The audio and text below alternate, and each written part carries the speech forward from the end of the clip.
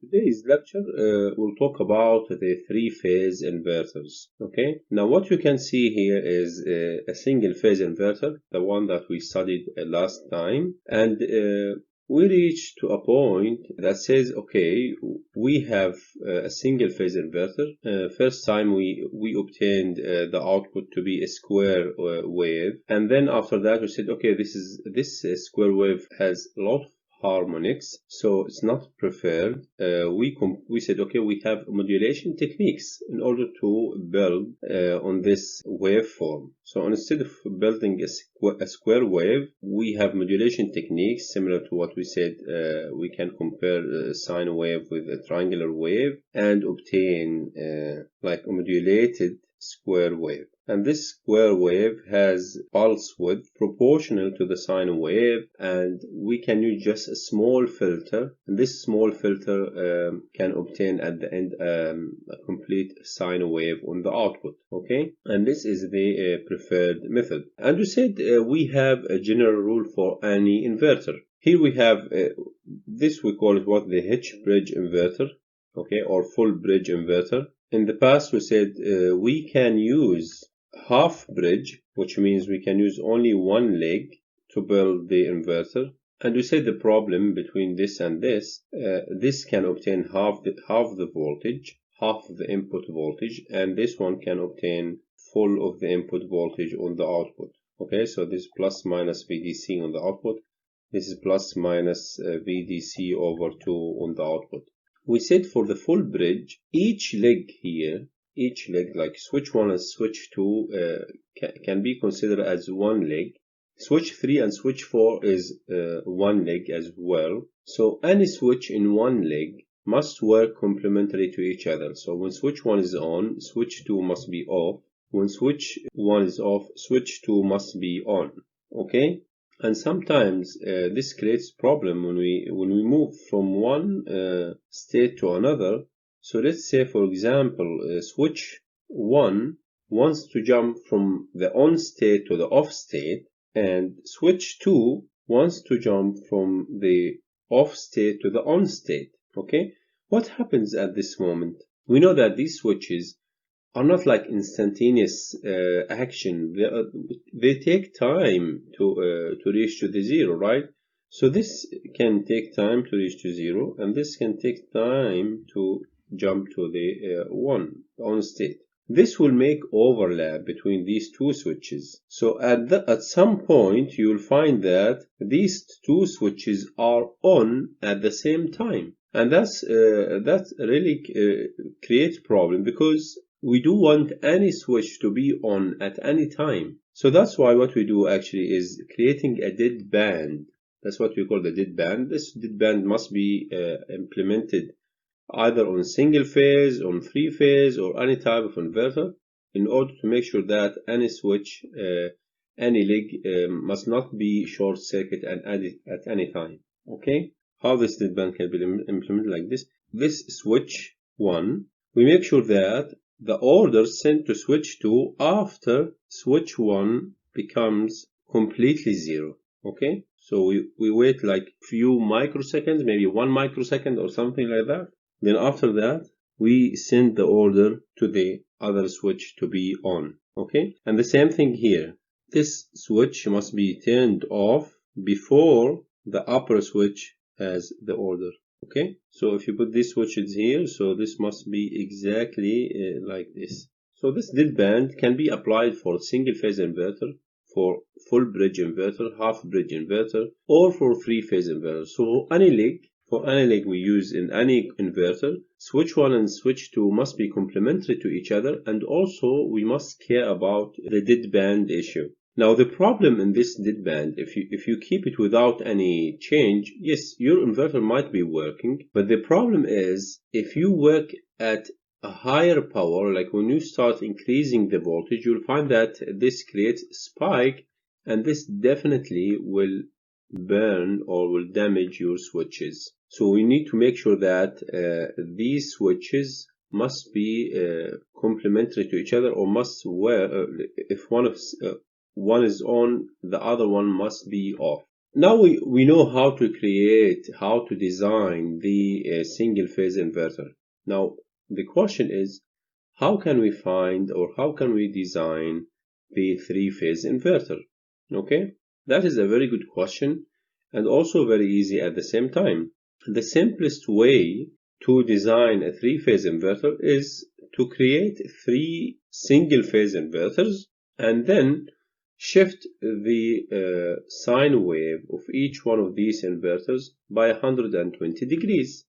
Okay, so this is the simplest way to design a three-phase inverter, similar to what we have here. Here we have single-phase inverter and another single-phase inverter, the single-phase inverter number 3. We connect all these three inverters together with a 1 DC power supply, okay, and we make sure that the design of the sine wave, the modulation technique that we use, each inverter must be shifted by 120 degrees. So the sine wave here must be shifted by 120 degrees from the sine wave here to 124 degrees from the sine wave here. And then we take the neutral all together and we obtain the A, B, C output lines, okay, the phase voltages. Okay, by this way we create a three-phase inverter. How to implement this one using a full bridge topology? So the first inverter is here, this leg number 1 and number 2, this is one H bridge, and then we have the second inverter here, this is another H bridge, and we have the third inverter, another H bridge. Okay, what is the problem in this design? Yes, we have three-phase inverters, we have a three-phase inverter. We can obtain the three-phase waveform without any problem, but we have multiple problems in this design. Can you tell me on the chat box what are the problems associated with this approach for the three-phase inverters? So if you look at this inverter here, how many switches we have in this inverter? How many transistors? We have 12 transistors and we have 12 diodes. So this inverter is inefficient. Yeah, you'll find that the losses will be high in this inverter. Not only the losses will be high, if you look at the way or the approach of making inverter, three-phase inverter, by combining three single-phase inverter is not a wise approach. Why? Because each bridge of these inverters, it will compare the sine wave with the triangular wave without taking into consideration the other bridges. Okay, so each one of these bridge will make its own sine wave, shifted 120 degrees, yes, but will not care much about the behavior of other bridges. So this bridge will work alone switch-wise, this bridge will work alone switch-wise, and this bridge will work alone switch-wise. Okay, at the end we'll get three-phase separated waveforms, but the behavior of these switches will not be synchronized to minimize the losses, the conduction losses. Okay, there's many ways to generate or to design a three-phase inverter. We can simply replace this bulky configuration with just using three half bridge, only three legs, which are three half bridge inverter. Do you remember we said that we can we can make the single phase inverter using either the full bridge topology or the half bridge topology? Each one of these can generate an AC waveform, right? So we can replace this one, instead of creating full bridge single phase inverter, no, we put just half bridge, and by this way we can easily minimize the number of switches to the half. We can simply replace that complicated configuration by this simple configuration. Here we have only 6 switches, and now we'll see how can we use these switches to generate a three-phase waveform. Okay, we need to think about these 6 switches in a different way. Now look at the upper switches. We will call them switch 1, switch 3, and switch 5. Okay, and the lower switches we'll call them switch 4, switch 6, and switch 2. Okay, it's up to you. You can call them the way you want, no problems. But now we'll see why this naming sequence is important for us. There are many ways to generate the 3-phase waveform using this topology. Now we'll study the 180 degrees switch conduction. So each switch of these switches will be conducting half of its time, okay, half of the cycle, okay, and will be off half of the complete cycle. Okay, so it will be on 180 degrees and it will be off 180 degrees. Okay, but there is switching sequence. Now the question is, we need to think about these 6 switches to be operating in a way that no single leg working together, like switch 1 and switch 4, must be complementary to each other. Okay, so we cannot say, for example, switch 1 and switch 4 are on. No, this is not allowed. Okay, similarly, we cannot say switch 3 and switch 6 are on. Also, this is not allowed. Also, switch 5 and switch 2 are not, no, cannot be on. Okay, when switch 1 is on, switch 4 must be off. Okay, and so on. Now, we need to think about this topology in a way that switch 1 can be on, switch 3 can be on, and for example, switch 2 can be on. Okay, and so on. And this is the sequence.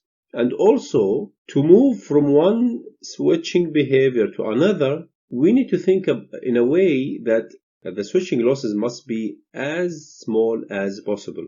Okay, for example, let's start the switching behavior. So we can say, for example, now we are talking about the switching behavior. I'll start with switch 1, switch 2, and switch 3. Okay, these 3 switches are on now. Okay, when these switches are on, this means VAB, this is conducting. Okay, this is conducting, and this is conducting, right?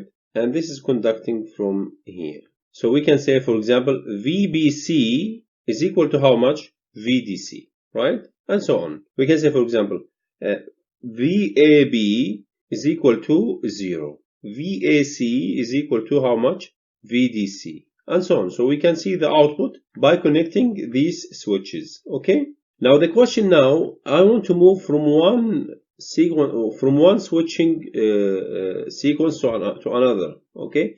So switch 1, 2, and 3. What is the next switching sequence? Should be which switch? Switch 1, 2, and 3. The next one should be which one? Now this will stay on for 60 degrees. Okay.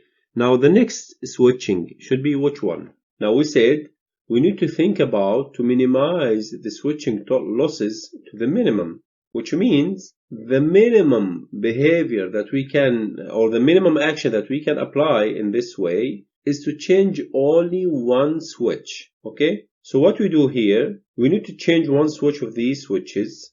Okay, we have switch 1, 2, and 3. What I'll do is make switch 1 to be off, okay, and connect switch 4. Okay, so this is just a very simple behavior. Okay, now switch 1 is conducting. To change this one, we need to remove this one, make it off, and conduct this one. By this way, I change only one switch. So this switch 2, 3, and 4. Okay, we kept switch 2 and 3 same, no change. Now the next switching will be what? Switch 3, 4, and 5. Okay, 3, 4, and 5. You see, we change only one switch. Okay, we kept this same, unchanged. We change only switch 5. Okay, switch 4, we replace it with switch 5. Now here, same thing. Switch 4, switch 5, and switch 6. Then the next one is what? Tell me.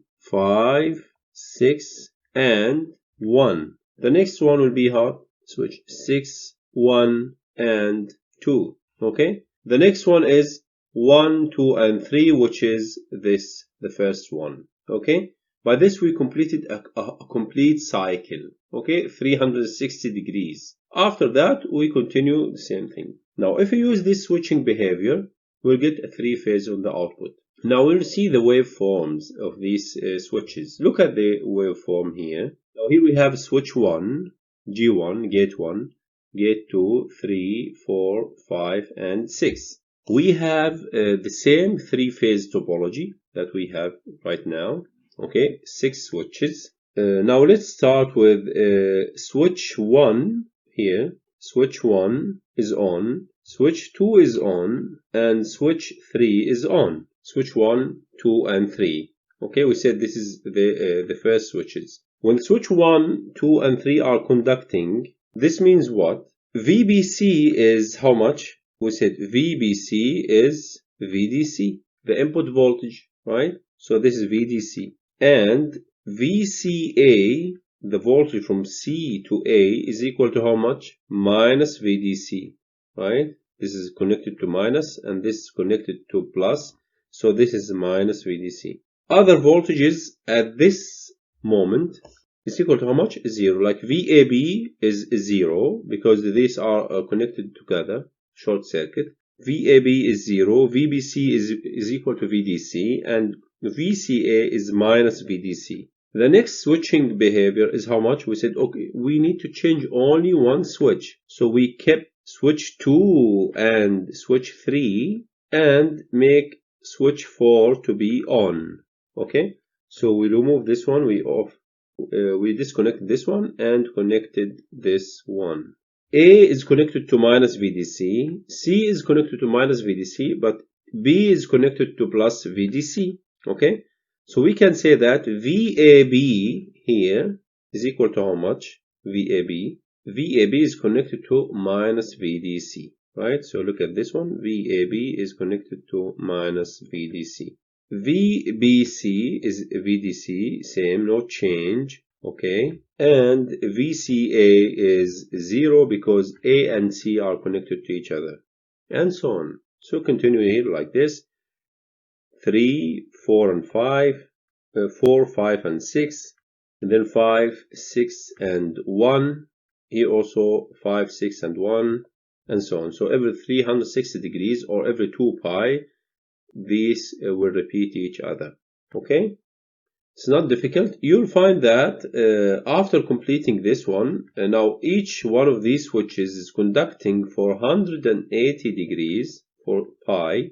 Okay, and also each one of these switches, so here is conducting for 180 degrees and this and off for 180 degrees. Okay, you'll find that these outputs here, this is not a sine wave, of course, it's a square wave, but they are shifted by 120 degrees. Look at it here. We start at this point. This is 0.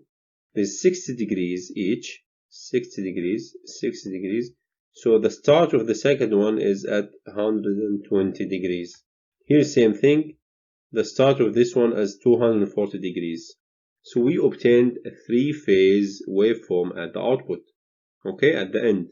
How to make these three-phase to be a sine wave? It's very simple. So instead of giving a square wave like continuous one, we just compare the triangular wave with a sine wave, and we get pulse width modulated signal. Okay, once we obtain the pulse width modulated signal, we just put a simple filter on the output and we obtain the sine wave. Okay, now this is for the line voltage. Okay, this is the line voltage, which means VAB, VBC, and VCA. Okay, now how can we find the phase voltage? Now let's look at this one here. Now absolutely we have three phase. Let's say we have a star connection on the load, and this is A, B, and C, right? And this is the neutral, right? So let's say this is R, and R. So this is the output resistors, for example. Now when VAB is connecting and C is not connecting like this, so what we have here, the equivalent resistance will be how much?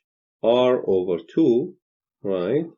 And this is R, and this is, so A and B is connecting like this, and C is connecting like this. Now look at this here. When we say, for example, switch 1, 5, and 6 are conducting, which means what?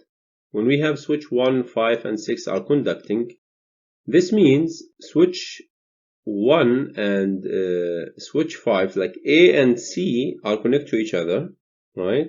So we're focusing on this now, okay? On this switching. We have 1, 5, and 6. 1, 5, and 6 are conducting, okay? When these are conducting, so A and C are connecting to each other, to VDC. A and C are connecting to VDC, okay? And so this is R, this is the equivalent here is R over 2, and B is connecting to minus VDC. B is connected to minus VDC. We need to find this voltage. VA voltage is equal to how much at this point? The voltage VAN, the voltage from here to here, right? And VBN, the voltage from here to here. So you'll find that the voltage applied on VAN is equal to how much? Is equal to VDC over 3, right? So this is VAN voltage, okay? So it will take 1/3 of the voltage, okay? Just simple voltage divider. Because this is VDC, it will be divided to half of the R and 1/4 of the R, okay? So we have 3 halves here. So the complete R will take 2/3, the half of the R will take 1/3. Okay, VBN will be equal to how much? VBN is minus VDC minus 2 VDC over 3. And VCN will be exactly the same as VAN because they are the same point. So this will be VDC over 3. Now, if you move to this point, when switch 1, 2, and 6 are connected to each other, are conducting, okay? So this will be 2 VDC over 2 over 3. This will be minus VDC over 3, and this is minus VDC over 3, okay? Similarly here, if you go to each one of them, you'll find this is VDC over 3, VDC over 3, okay? And this is minus 2 VDC over 3, and so on, okay?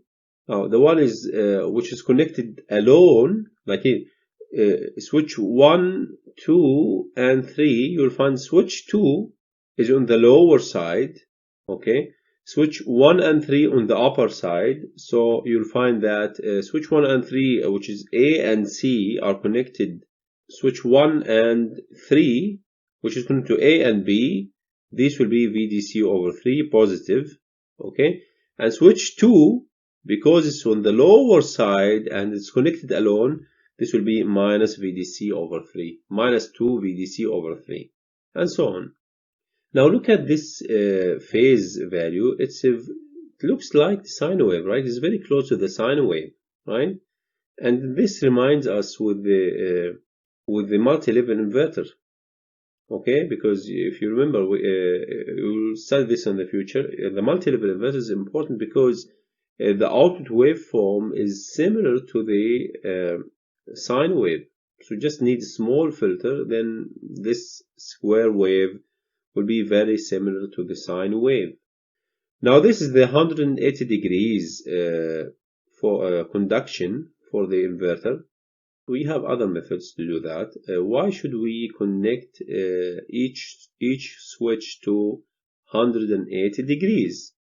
We can simply reduce this conduction period to be 120 degrees only, okay?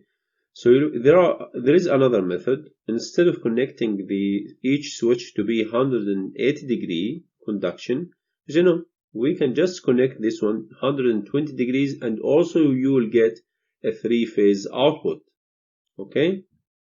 Okay, now we said we have similar methods, but instead of conducting each switch 180 degrees, we said no, there is a better solution, or maybe at least in terms of efficiency or conduction losses, there's a better option, which is conducting only each switch to be conducting for 120 degrees only. Okay, and also at this point we can conduct only 2 switches at a time. Okay, so we can start with switch 1 and switch 2, for example. So here we're conducting switch 1 and switch 2. By this we make sure that VAC is equal to VDC, right? Other switches are not conducting. Okay, just open circuit. So here we can say switch 1 and 2 are conducting. Then the next switching behavior, we replace also one switch. So we keep switch 2 conducting, but in switch 1 we replace it with switch 3. Okay, so we off switch 1 and conduct switch 3. And at this point, the voltage on the output will be VBC, will be VDC, right? So here we say switch 2 and 3, then 3 and 4, 4 and 5, 5 and 6, then 6 and 1, then 1 and 2, and so on. Okay, by this method we have some advantages. We conduct each switch only 120 degrees, okay, which means 2/3 of the time. So can we, for example, save 1/3 of the conduction losses? Maybe. And also we use 2 switches at a time, which means we reduce the switching losses. Okay, so by this method we can reduce the switching losses, we can reduce the conduction losses as well. Let's see how the output voltage looks like when we apply this switching behavior. I'll consider this the neutral N, okay, and this is VA, VB, and VC, and these voltages here are the VAN, VBN, and VCN. Okay, these are the phase voltages. Okay, VAN and VBN, VCN. Now, so each switch will be conducting for 120 degrees. Okay, not 180. So these are not conducting. So this will be off. Now let's consider this switching behavior. When switch 1 and 2 are conducting, this will be off as well. So this switch 6 is off. This is off here. So all switches will be off, but switch 1 and 2 will be on, conducting. When switch 1 and 2 is conducting, this means the output voltage is equal to how much? VAN is equal to VDC over 2, right? And when switch 1 is conducting, VAN is equal to VDC over 2. And also, when switch 2 is conducting, so VCN is equal to how much? Minus VDC over 2. VBN is not conducting to anything, so this is 0. Okay, so this is 0 volt, not connecting to the input, right? And so on. Now here we have switch 2 and 3 are on, only switch 2 and 3. So switch 2 again VDC over 2 minus VDC over 2, and switch 3 conducting to plus VDC over 2, the line to neutral, so VBN, the phase voltage. So this will be VDC over 2, and so on. You'll find this will be, you can easily find the voltage for each one of them. So here, the voltage here, it's VDC, is VDC over 2, and the voltage here is minus VDC over 2. Okay? If the upper switch is conducting, then it's VDC over 2, the phase voltage. If the lower switch is conducting, it will be minus VDC over 2. Okay? That is very simple. Now, the good point in this behavior is that we managed to conduct the switch only for 2/3 of the time compared to the previous one, but also the output voltage is half of the input voltage, which is the same problem that we faced before. Right? You'll ask which one is better. Should we conduct 180 degrees or 120 degrees? It depends on the engineer design, the engineer opinion. Now it's up to you. If you think that your inverter needs, for example, the output voltage is necessary to be kept at a certain value, then yes, you need to care much about the output voltage value. Maybe you can boost this voltage at the end no problems. If the conduction losses, for example, or the switching losses, the switching behavior is more important for you, then of course you need to consider less conduction. Okay, so it depends on the application, it depends on the engineer design opinion, also depends on the application, as we said. It depends on many factors. How to obtain the line voltage? The line voltage. Now, since we have VAN, VBN, and VCN, we can simply say VAB, for example, is equal to VAN minus VBN, and we obtain the line voltage, right? Easily, you can say that this is VAN, VBN, and VCN, and this is VDC over 2 minus VDC over 2. So when we say VAN minus VCN here, so VDC over 2 minus 0, so this is VDC over 2. Okay? Now, we say VDC over 2 minus VDC over 2, so this will be plus VDC. So this voltage will be VDC.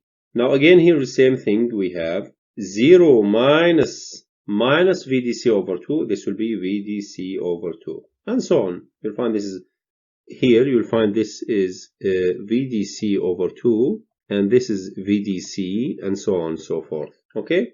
And again, these will be shifted by 120 degrees. These are the line voltages, and these are the phase voltages. Now, let's compare some of the values here between these two designs. Now, when you design an inverter, you'll find that it's very important to take into consideration many factors. For example, you need to look at the averages, the average value for the voltages, okay, the RMS value, and also we need to take care about the peak value for the output. Okay, how much the peak value is it VDC over 2, maybe VDC or 2 VDC over 2, and so on and so forth, right?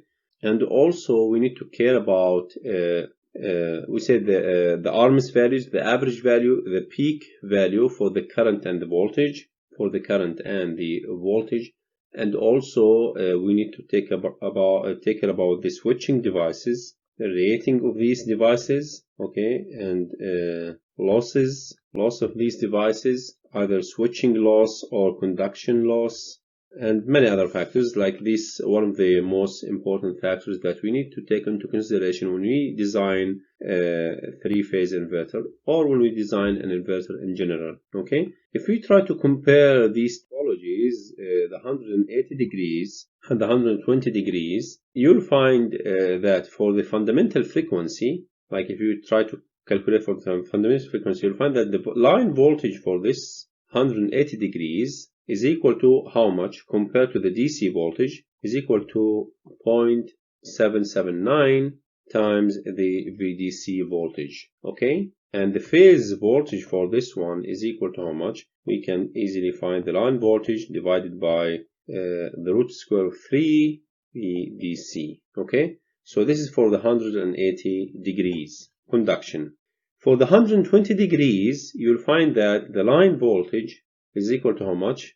0.675 VDC, which is the root square of 3 times the phase voltage. So this phase voltage for this is equal to how much? Almost like 0.389 VDC. Apparently, the voltage here, the line and the phase voltage, is larger than the voltage here for the 120 degrees, because this, of course, like we spend like 1/3 of the time we're conducting more than the 120 degrees. Like we spend like 60 degrees more conduction on this one, similar to the full bridge compared to the half bridge, right? The full bridge inverter has larger output voltage than the half bridge inverter, right? With one leg, right? So that is normal. We expect this outcomes. But the question is, would you prefer to use the 120 degrees or the 180 degrees? It's up to you. We said we have loads of considerations need to be taken into account. Okay, the application. Okay, the purpose of the inverter. Do you care much about the losses or about the output voltage? Will you be able to generate or to add a filter, for example, and get the required voltage? If yes, why not? We can go for 120 degrees and save more switching losses and conduction losses, for example.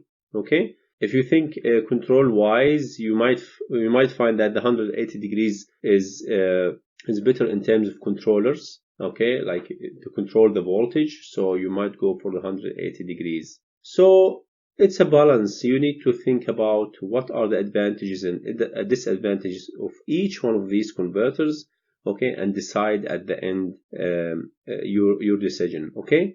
Of course, these are one of the basics topologies for three-phase inverters. We have more advanced topologies. We have more advanced modulation techniques like the space vector modulation technique. I'll stop here for today's lecture. Do you have any question for that? If you don't have any question, I'll stop here and I'll see you next week, same time.